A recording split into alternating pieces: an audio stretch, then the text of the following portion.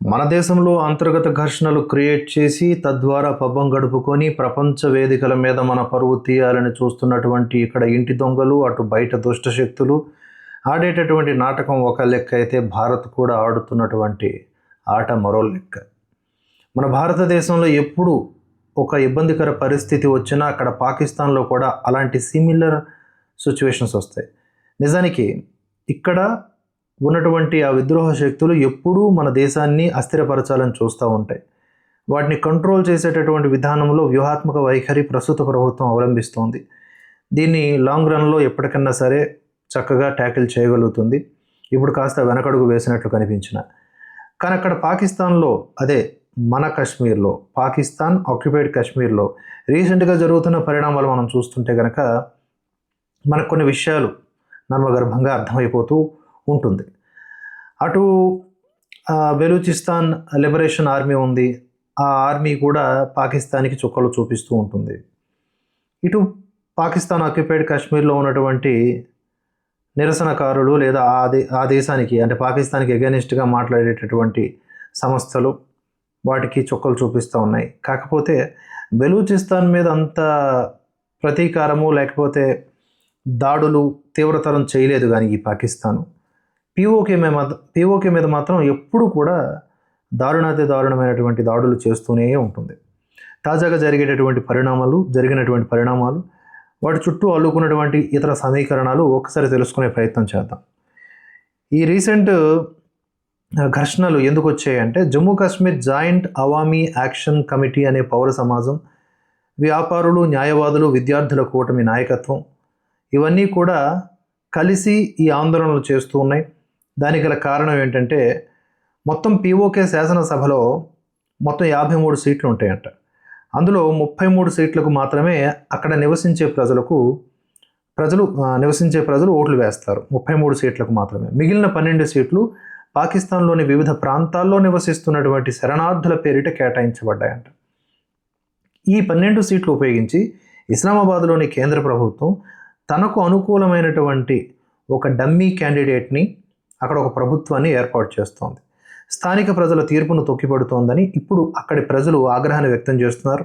ఈ సీట్లను రద్దు చేయాలని ఆ డిమాండ్ను స్థానిక కోర్టు కూడా, యాక్చువల్గా ఈ సీట్లను రద్దు చేయాలని చాలా ఫైట్ చేశారు ఇన్ లీగల్ వే. ఆ స్థానిక కోర్టు కూడా దానికి వ్యతిరేకంగా తీర్పునివ్వడంతో ఈ ఘర్షణలు చెలరేగాయి. అంతేకాకుండా ఈ పాకిస్తాన్ ఆక్యుపైడ్ కాశ్మీర్లో ప్రసిద్ధ మంగళ జల విద్యుత్ ప్రాజెక్ట్ ఒకటి ఉంది. అక్కడ చౌకగా విద్యుత్ ఉత్పత్తి అవుతున్నప్పటికీ పాకిస్తాన్ ప్రభుత్వం అక్కడి ప్రజలపై విపరీతమైన కరెంటు బిల్లులు, పన్నులు మోపుతోంది. అంటే పీఓకేని పీల్చి పిప్పు చేస్తూ వాళ్ళని ఒక సెకండ్ గ్రేడ్ సిటిజన్స్గా అంత కూడా చూడదు, ఒక బానిసలుగా ట్రీట్ చేస్తూ అక్కడ ఉన్నటువంటి వనరులన్నింటినీ కూడా అనుభవిస్తూ వాళ్ళ మీద మళ్ళీ ఈ యొక్క పెత్తందారీతనం చూపిస్తూ ఉందన్నమాట. ఇది అక్కడ జరుగుతున్న పరిస్థితి. కనుక పాకిస్తాన్ ప్రభుత్వం ఈ విధమైనటువంటి దుర్నీతికి పోతోంది కనుక తమ వనరుల్ని దోచుకుంటూ తమకే భారీగా ఛార్జీలు వేస్తున్నారని మన కాశ్మీర్, అది పాకిస్తాన్ ఆక్యుపైడ్ కాశ్మీర్లో ఉన్నటువంటి ప్రజలు మండిపడుతున్నారు. అంతేకాకుండా పాకిస్తాన్లో నెలకొన్నటువంటి తీవ్ర ఆర్థిక సంక్షోభం వల్ల నిత్యావసరాల ధరలు కూడా ఆకాశాన్ని అంటున్నాయి. ముఖ్యంగా సబ్సిడీ, గోధుమ పిండి కొరత, రవాణా ధరల పెంపు వల్ల అక్కడ జీవితాలు వాళ్ళవి దుర్భరంగా ఉన్నాయి. ఆ తర్వాత ప్రజలు ఆకలితో అలమటిస్తూ ఉంటే అక్కడ ఉన్న నాయకులు, పీఓకేలోని కొంతమంది రాజకీయ నాయకులు, అధికారులు ఈ ప్రభుత్వ ఖజానా నుండి పొందుతున్నటువంటి భారీ జీతాలు, విలాసాలు, ప్రత్యేక హక్కులను వెంటనే రద్దు చేయాలని నిరసనకారులు డిమాండ్ చేస్తున్నారు. మీరు భారతదేశాన్ని నేపాలో, శ్రీలంకనో, బంగ్లాదేశో చేయాలనుకుంటే పాకిస్తాన్ని పీల్చి పిప్పి చేసే వ్యవస్థ కూడా పాకిస్తాన్ చుట్టూతో ఉంది. అటు బెలూచిస్తాన్ ఉంది, అటు ఆ పక్కన ఆఫ్ఘనిస్తాన్ ఉంది, ఇటు పీఓకే ఉంది. పీఓకే కూడా భారత్దే. సో 3 వైపుల నుంచి కొడితే 3 చెరువులు నీళ్ళు కూడా లేవుగా, సింధు కట్ అయిందిగా. సో ఇదనమాట సమస్య. అందుకని ఇక్కడ ఉన్నటువంటి వేర్పాటువాదులు కొంతమంది, భారతదేశంలో ఉన్నటువంటి వాళ్ళు అక్కడ కాశ్మీర్ని సెపరేట్గా ఉంచాలి లేదా కాశ్మీర్ని పాకిస్తాన్లో కలపాలి అనేలాగా మాట్లాడుతూ ఉంటారు. ఎందుకంటే పాకిస్తాన్కి ఇబ్బంది అయ్యే పరిస్థితులు నెలకొన్నాయి. ఆ కాశ్మీర్లో ఆర్టికల్ 370 ఇవన్నీ రద్దు చేయడం వల్ల పాకిస్తాన్కి సంకట పరిస్థితి నెలకొంది. కనుక అక్కడ అవన్నీ వద్దు, అక్కడున్న ప్రజలు ఏం కోరుకుంటున్నారు అది ఇచ్చేయండి. ఏం కోరుకుంటారో మాకు తెలియదా? వాళ్ళు వద్దనుకుంటారు భారతదేశాన్ని, అంత మాత్రం వదిలేస్తామా? అది కీలకమైనటువంటి భూభాగం, వ్యూహాత్మకంగా, రక్షణ పరంగా. కానీ మనల్ని దెబ్బ కొట్టాలని చూస్తే పాకిస్తాన్ని దెబ్బ కొట్టడం మనకు ఎంతసేపు? కానీ ఇక్కడ ఉన్నటువంటి ఇంటి దొంగలు సహకరించాలి కదా. ఇంటి దొంగలే వాళ్ళు, ఇంటి దొంగలన్నాక ఇంక సహకరిస్తారు ఎందుకు? కానీ ఇది జరుగుతోంది. ఇంకా పిఓకేలో ప్రస్తుతానికి ఏం జరుగుతుందో చూద్దాం. నిరసనకారులు ముజఫరాబాద్ వైపు లాంగ్ మార్చ్ చేపట్టడం, చక్కా జామ్ అంటే రవాణా బంద్ నిర్వహించడంతో వీధులన్నీ నిర్బంధంలోకి వెళ్ళాయి. ఆ తర్వాత వాటిని పాకిస్తాన్ ప్రభుత్వం, పంజాబ్ రేంజర్స్, సరిహద్దు భద్రతా బలగాలు ఇత్యాది వాటిలతో వాటిని అణచివేసింది. ఆందోళనకారుల మీద టియర్ గ్యాస్, లాఠీచార్జు, ఫైరింగ్ కూడా జరిపారు. ఈ నిరసనల్ని తీవ్రవాదంగా పరిగణిస్తూ సరిపోయిందా, పాకిస్తాన్ ప్రభుత్వం జేఏఏసీ సంస్థ మీద ఉగ్రవాద నిరోధక చట్టం కింద నిషేధం కూడా విధించింది. ఇప్పుడు సీజేపీ కూడా ఏం తక్కువ కాదు, సీజేపీ కూడా నమూనానే. అది ఇప్పుడు నేను మాట్లాడతాను తర్వాత. ఇప్పుడు పాకిస్తాన్ నిజంగానే అణచివేస్తున్నటువంటి ఆ పాకిస్తాన్ ఆక్యుపైడ్ కాశ్మీర్లో ఉన్నటువంటి జనాలు తమ హక్కుల కోసం పోరాడుతూ ఉంటే ఐక్యరాజ్య సమితి కూడా మూసుకొని కూర్చుని ఉంటుంది. ఇక్కడ సీజేపీ అనే ఒక దొంగల గుంపు నిరసనలు చేస్తే ఐక్యరాజ్య సమితి రియాక్ట్ అవుతుంది. రియాక్ట్ అయింది తెలుసు కదా మీ అందరికీ, ఐక్యరాజ్య సమితి రియాక్ట్ అయింది. అంటే ఎంతటి మన భారత్ అంటే ఎంతటి అక్కసో చూడండి వీళ్ళకి. అలాగే ఇక్కడ ఫైరింగ్ చేశారు, నిషేధం విధించారు, ఉగ్రవాద నిరోధక చట్టం పెట్టారు. ఇవన్నీ అయిపోయిన తర్వాత కొంతమంది పోలీసు సిబ్బంది కూడా ప్రాణాలు కోల్పోయారంట, వందలాది మంది గాయపడ్డారు, నిరసనకారులు కూడా చచ్చిపోయారంట. ఇది అక్కడ ఉన్నటువంటి యుద్ధ వాతావరణ పరిస్థితి నెలకొంది.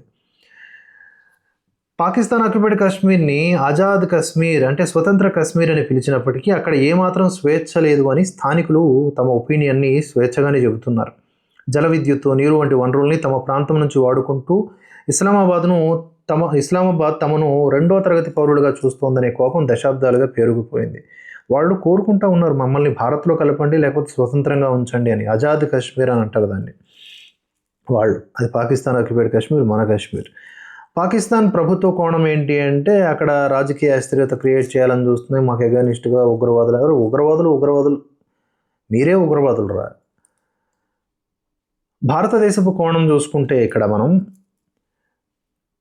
పిఓకే అనేది మన భూభాగం, అందులో డౌట్ లేదు. ఎంతమంది ఉమర్ ఖలీదులు వచ్చినా కూడా ఈ కాశ్మీరు ఆ కాశ్మీరు రెండు మనవే తప్ప.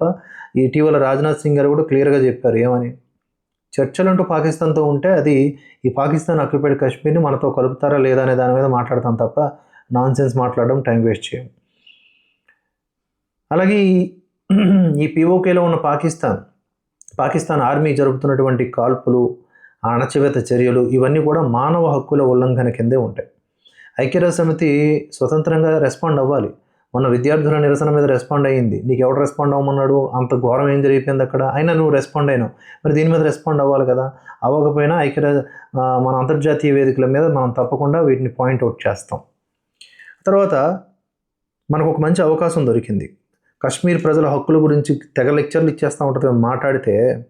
ఇప్పుడు పాకిస్తాన్ ఆక్యుపైడ్ కాశ్మీర్లో ప్రజల హక్కుల గురించి మనం మాట్లాడతాం, గట్టిగా మాట్లాడతాం. ఇది పాకిస్తాన్లో ఉన్నటువంటి లేటెస్ట్ సిచ్యువేషను. అక్కడ అటు బలూచిస్తాన్ కొడుతోంది, ఇటు పిఓకే కొడుతోంది, కుదిరితే తాలిబాన్లు కూడా కొడుతున్నారు ఆఫ్ఘనిస్తాన్ నుంచి. అమెరికా వాడేసుకుంటుంది. ఒక రకమైన నిజ్జా బతుకు ఈ పాకిస్తాన్ది. ఆ పాకిస్తాన్ వెనకేసుకొచ్చి ఎక్కడున్న సజ్జాలు నిజ్జాలు కూడా అలాంటి నీచమైన బతుకుతున్న వారే.